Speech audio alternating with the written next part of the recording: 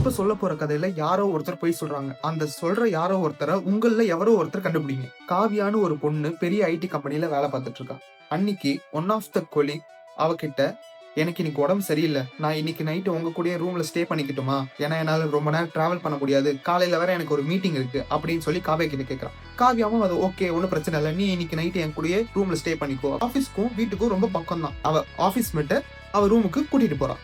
இன்னொரு பக்கம் காவியாவோட ரூம்மேட் கிட்ட அவங்க நெய்பர், நான் உங்களோட லேப்டாப் யூஸ் பண்ணிக்கலாமா அப்படின்னு சொல்லி அதை கேட்கறதுக்காக வந்திருக்காரு. கேட்க வர இடத்துல காவியா இன்னும் வரலையா அப்படின்னு சொல்லி அந்த நெய்பர் வந்து காவியாவோட ரூம்மேட் கிட்ட விசாரிக்கிறாங்க. தெரியல, வர நேரம் தான் அப்படின்னு காவியாவோட ரூம்மேட் வந்து நெய்பர் கிட்ட சொல்றாங்க.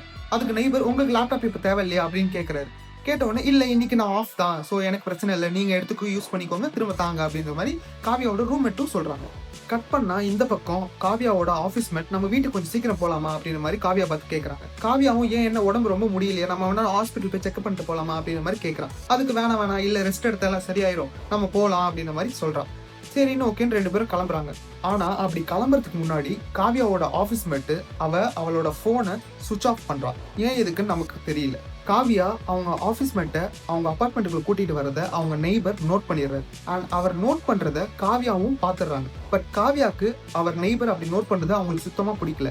அண்ட் அவரை ஒரு மாதிரி முறைக்கிறாங்க.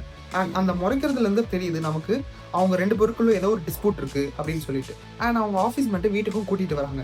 அவங்க ஆஃபீஸ் மேட்டை வீட்டுக்கு கூட்டிட்டு வரதை பாக்குற காவியாவோட ரூம்மேட், ஃபைனலி உங்க ரெண்டு பேருக்கும் பிரச்சனை எல்லாம் முடிஞ்சிருச்சா அப்படின்ற மாதிரி அவங்க ரெண்டு பேரையும் பார்த்து கேட்கறாங்க. அண்ட் பதிலுக்கு அவங்க ரெண்டு பேரும் பார்த்து சிரிக்கிறாங்க ஒருத்தர் மாத்தி ஒருத்தர். ஸோ இதுல இருந்து நமக்கு என்ன புரிய வருதுன்னா, இவங்க ரெண்டு பேருக்கும் பின்னாடி ஏதோ ஒரு சண்டை நடந்திருக்கு போல, பட் இப்போ அவங்க ஃப்ரெண்ட்ஸ் ஆயிட்டாங்க அப்படின்ற மாதிரி நமக்கு தெரிய வருது. சரி ஓகேன்னு இவங்களுக்கு என்ன ஆச்சு அப்படின்னு கேட்கும்போது, இவங்களுக்கு கொஞ்சம் உடம்பு சரியில்லையா, நாளைக்கு ஒரு மீட்டிங் இருக்கு, இவங்க வீட்டுக்கு ரொம்ப தூரம் போகணும், நம்ம வீட்டு பக்கத்துலேயே இருக்கிறதுனால இன்னைக்கு ஒரு நாள் மட்டும் நம்ம கூட ஸ்டே பண்ணிக்கிறாங்க அப்படின்ற மாதிரி காவியாவோட ரூம்மேட் கிட்ட காவியா சொல்றான். சரி ஓகே, ஒன்றும் பிரச்சனை இல்லை, வாங்க உள்ள வாங்க அப்படின்னு சொல்லிட்டு மூணு பேரும் உள்ள போறாங்க.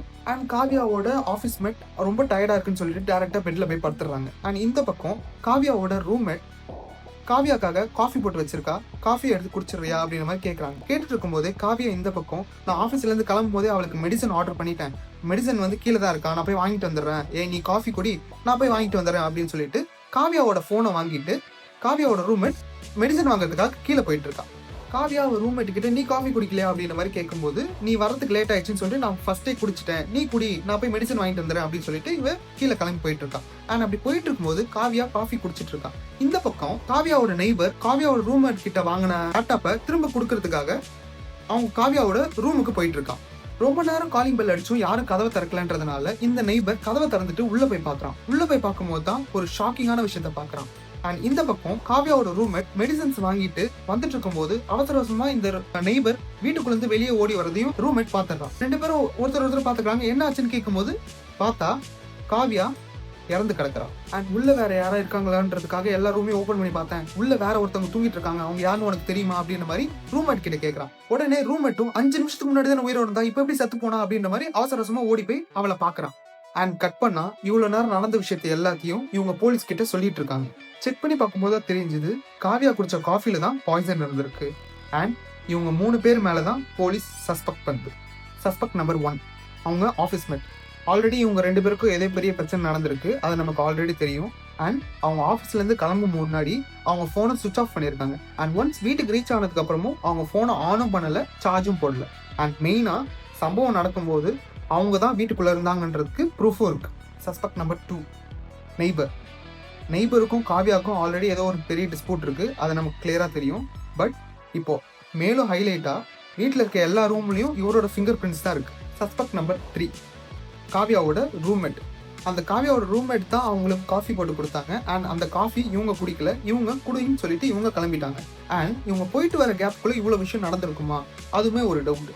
பிளஸ் இவங்களுக்கும் காவியாவுக்கும் எந்த சண்டையும் கிடையாது, எந்த ஒரு ப்ராப்ளமும் கிடையாது. பட் ஸ்டில் என்ன ஆச்சு?